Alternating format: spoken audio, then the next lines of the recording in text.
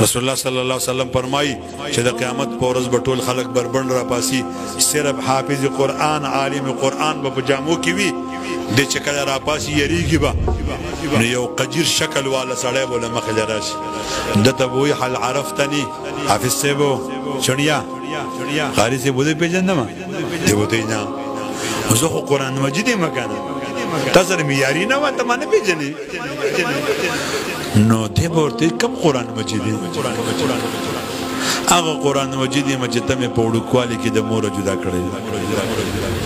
هغه قرآن مجید یم چې ستا استاذ به په 3 بجې راپاڅېد او ته به یې پاسولې هغه قرآن مجید یم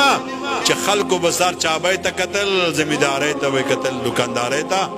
تا به زما مخ ته کتل هغه قرآن مجید یم چې تا به د شپې د له خوب درغی ما به د خپله سینه غوړولې وه تا به زما په سینه کې مخ کېښود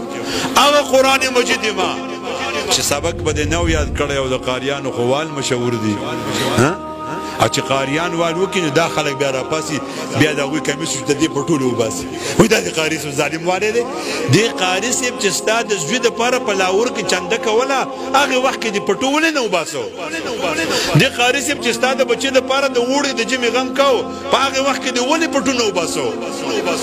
مه کوئ نوخا دغه والا تخبیه والا و نون خوړ والا و مه کوئ مه کوئ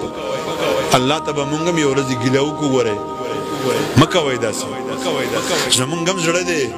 خفه به شو چېرته هغه قرآن مجید یم چې قاري صاحب به ووالي نو ستا لاسونو باندې به تغمې ولګېدې تا به دیوال ته مخ کو غټې غټې اوښکې به دې رالي او مور به درته یاده شوه او هلته به دې مور چېرته په دسترخوان کېناسته د خپلو خویندو وروڼو سره او چرګ به یې پخ کړی و د مزې به ډوډۍ پرته وه مور به دې زړه کې ته یاد شوې زړه زړه کې به یې جړل سترګو باندې به یې اوښکې نه شوې راتلې نو پا بسېده نو زنانه به ورته رالي ابی تاله سي جلو شو بس بچو تاسو ډوډۍ خورئ زما ډنده کېږي ډوډۍ د دې پړه کې به یو ارمان و کاش چې زما بچی نن وې مدرسې نه نن چوټي وې چې ما پې خپله برخه ډوډۍ خورولې زه د هغې قرآن یم چې تا سره مې دا معامله بیا چې ته کله لوی شي او تا فیسبوک راواغست ستا د استاذ خلاف ستا ماماګانو ستا د تر زامنو ستا کلیوالو په فیسبوک کې کزدرې کولې نو ستاړه بس جړل چې ګوره زما د ماما زوی ما ته هم نه ګوري چې زما د استاد ما سره څه کوي او دی ورسره څه کوي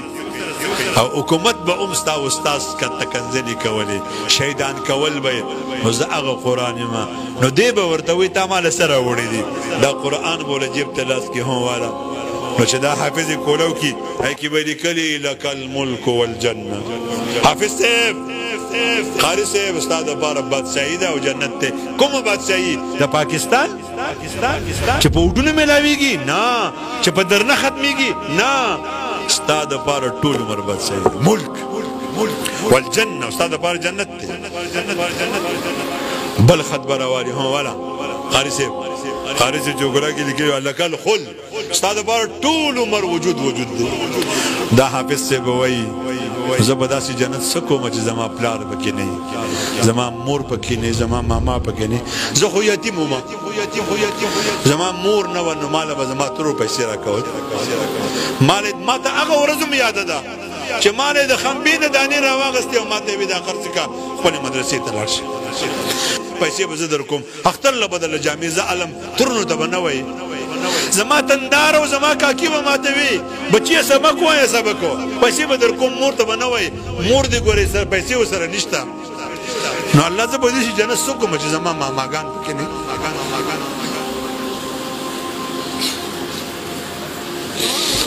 الله رب الجلال دې هم والا حافظ صاحب نن ما ته ته قدردانې والا هو د لسو کسانو سفارش والا دی چې محشر ته روان شي ماما ته به اتکړی لګېدلی وي ترور ته به یې اتکړی وي تندار ته به یې اتکړی وي خور ته به یې اتکړی وي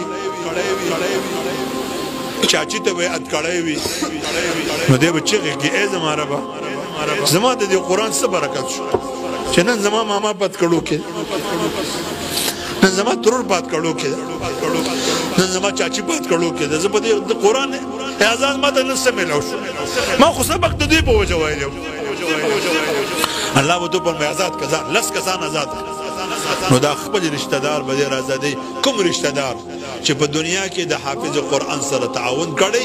د په لاره کې رکاوټ نه جوړ شي